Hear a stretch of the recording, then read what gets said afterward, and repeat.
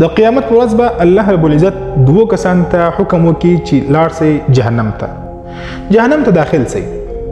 په دې کې بیا هغه یو کس هغه به منډه کړي جهنم و طرف ته او ډېر په تیزۍ سره به روان وي. هغه بل کس به روان وي بیا به ودرېږي بیا به شاته وګوري، بیا به روان سي بیا به ودرېږي بیا به شاته وګوري.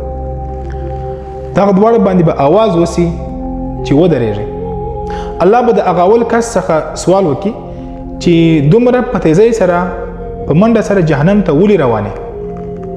هغه به ورته وایي چې الله دنیا کې مې ستا د احکاماتو خلاف ډېر ژوند کړی، دنیا کې مې ستا د رسول تعلیماتو خلاف ډېر ژوند کړی، ډېر نافرماني مې کړي، خو دغه اخرنی حکم مې ما دا فکر وکړي چې دا به په نره باندې منې او ما دا فکر وکړي چې دا ستا اخرنی حکم کې تاخیر را نسی ځنډ را نسی، په دې وجه باندې منډې د جهنم طرف ته وولې. او هغه بل ته وویل چې تا ولې تر شا کتل؟ هغه ورته وویل چې الله ما په دنیا کې د ښو خلکو د علماو څخه دا اورېدلي چې الله رب العزت ډېر رحیم ذات دی، ډېر زیات بخښونکی دی.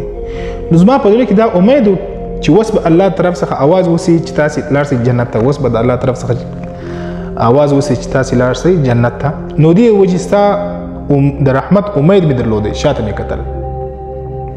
الله به دواړو ته حکم وکړي چې لاړ سئ جنت ته. نو الله رب العزت د رحمت امید ساتل په زړه کې، لیکن د ښو اعمالو کوشش کول دغسې نه ده چې یو انسان هغه ګناه کې مبتلا وي، ګناه کوي او په زړه کې د الله د رحمت امید وي. الله خو رحیم ذات دی، خو لیکن هغه چا باندې چې هغه تقوادار دي، هغه در خپل وسه پر دین باندې عمل کوي. دغه ویډیو د ثواب په خاطر باندې مخ ته ضرور